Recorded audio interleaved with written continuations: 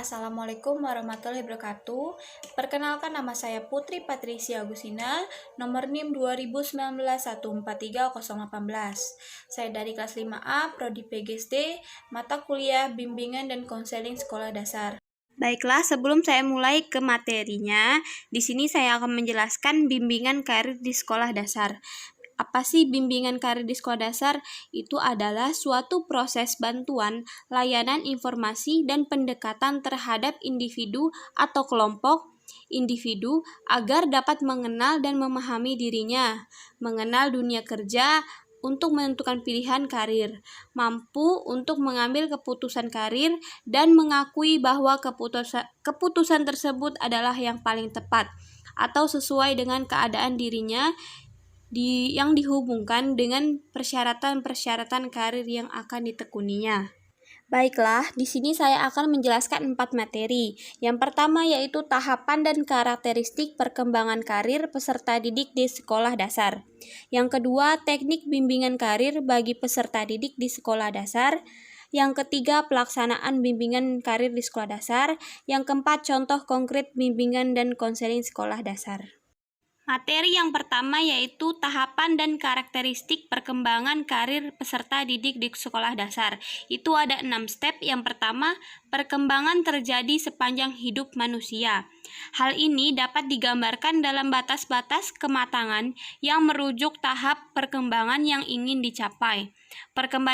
Perkembangan karir seseorang berkaitan erat dengan tahap perkembangannya. Yang kedua yaitu perkembangan individu dipengaruhi oleh faktor pembawaan dan lingkungan. Yang ini berarti bahwa faktor psikologis, sosiologis, pendidikan, ekonomis, dan fisik berpengaruh terhadap perkembangan individu. Strategi intervensi bimbingan karir akan memadai apabila memperhatikan faktor-faktor tersebut. Yang ketiga yaitu perkembangan adalah proses kontinu. Perkembangan individu dapat dibantu melalui intervensi seawal mungkin dan berlangsung sepanjang hidup. Ini berarti bahwa program yang hanya berpusat pada tahap perkembangan tertentu akan mengurangi efektivitas perkembangan. Bimbingan karir merupakan salah satu bentuk intervensi yang biasa dilakukan dalam proses perkembangan individu. Yang keempat, sekalipun perkembangan itu kontinu, ada aspek-aspek yang dominan dalam berbagai periode perkembangan. Program pengembangan karir harus memperhatikan aspek-aspek dominan pada tahap perkembangan tertentu. Yang kelima yaitu perkembangan individu mencakup diferensiasi dan integrasi konsep diri dan persepsi tentang dunianya. Strategi intervensi harus dirancang untuk membantu individu pada saat berada dalam kematangan yang normal daripada intervensi yang bersifat remedial. Yang terakhir yaitu perkembangan individual, sehingga adanya keragaman individual. Program intervensi termasuk bimbingan karir harus memperhatikan keberagaman individual tersebut. Baiklah, kita masuk ke materi yang kedua, yaitu teknik bimbingan karir bagi peserta didik di sekolah dasar. Yang pertama ada terpadu dalam KBM. Teknik ini merupakan teknik yang paling memungkinkan mengingat pelaksana bimbingan di sekolah dasar adalah guru. Dalam teknik ini, guru hendaknya meneliti materi kurikulum yang dapat disisipi oleh bimbingan karir. Untuk memberikan gambaran yang lebih nyata, bagaimana isi bimbingan karir tersebut dapat dipadukan dalam kegiatan belajar mengajar.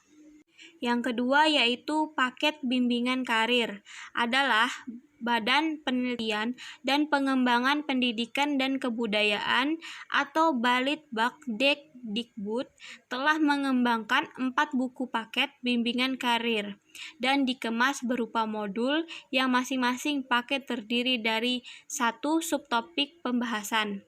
Yang ketiga, pengamatan. Para siswa diajak jalan-jalan menuju suatu tempat, kemudian di sepanjang jalan mereka diminta mengadakan tentang jenis-jenis pekerjaan apa saja yang ditemukannya. Yang keempat, bacaan. teknik bimbingan karir di sekolah dasar dapat dilaksanakan dengan cara menyuruh murid untuk membaca riwayat hidup orang-orang yang berhasil. Saat ini telah banyak buku riwayat hidup tokoh seperti mantan Presiden Soeharto dan lain-lain. Selain dalam buku riwayat hidup, informasi jabatan dapat diperkaya dengan membaca sumber-sumber bacaan seperti surat kabar, majalah, media elektronik, dan lain-lain. Yang kelima yaitu narasumber.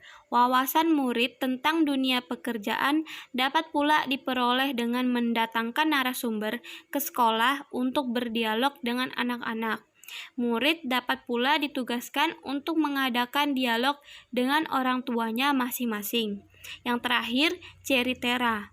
Murid usia sekolah dasar sangat menyenangi ceritera. Oleh karena itu, guru dapat melaksanakan bimbingan karir melalui ceritera. Akan sangat terkesan jika tokoh-tokoh dalam ceritera divisualisasikan melalui boneka atau media gambar. Baiklah, untuk materi selanjutnya yaitu pelaksanaan bimbingan karir di sekolah dasar. Langkah selanjutnya adalah menentukan waktu, tempat, teknik, dan sistem penilaian bimbingan karir. Mengenai waktu pelaksanaan bimbingan karir dapat diintegrasikan dengan jam-jam pelajaran yang sudah ada, ataupun menyediakan jam khusus untuk keperluan bimbingan karir ini. Dalam setiap pelajaran yang diberikan guru, dapat diselipkan berbagai macam hal yang berkaitan dengan pekerjaan, jabatan, karir anak-anak yang akan datang di masa depan. Disesuaikan dengan tahap perkembangan karir anak.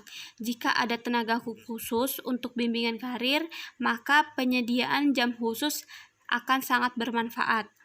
Tempat pelaksanaan bimbingan karir dapat di mana saja, misalnya dalam kelas, luar ruangan, atau tempat kerja yang sesuai dengan topik yang akan dibahas. Penentuan tempat juga bergantung pada fasilitas yang dibutuhkan. Jika dibutuhkan gambar-gambar, film, atau video, barangkali lebih cocok menggunakan ruang audio visual kalau memang ada. Teknik pelaksanaannya juga dapat bermacam-macam, secara kelompok atau secara individual, tergantung dari kebutuhan dan tujuan. Dapat juga dengan cara alih tangan, artinya minta bantuan orang lain yang ahli dalam bidangnya untuk memberikan bimbingan karir. Demikian juga metode dan peralatan yang dibutuhkan disesuaikan dengan topik pembicaraan dan tingkat perkembangan anak. Baiklah, untuk materi yang terakhir yaitu contoh konkret bimbingan karir komprehensif, yaitu siswa bisa diajak jalan-jalan menuju suatu tempat. Karena dengan jalan-jalan ini, siswa akan melihat dunia kerja yang luas. Kemudian di sepanjang jalan, siswa diminta untuk mengadakan pengamatan tentang jenis-jenis pekerjaan apa saja yang ditemukannya. Pada dunia luar ini sangat banyak sekali. Konselor atau guru dapat menggunakan cerita, karena anak sekolah dasar senang dengan cerita. Dengan cerita ini dapat terkesan jika tokoh-tokohnya dalam cerita itu tervisualisasikan dengan baik dengan media gambar. Konselor atau guru juga bisa menyuruh siswanya membaca buku, majalah, koran, dan media elektronik yang lainnya tentang macam-macam pekerjaan yang akan di dalamnya ada kisah-kisah keberhasilan dari tiap-tiap pekerjaan tersebut. Baiklah, mungkin itu saja materi dari saya. Semoga bermanfaat.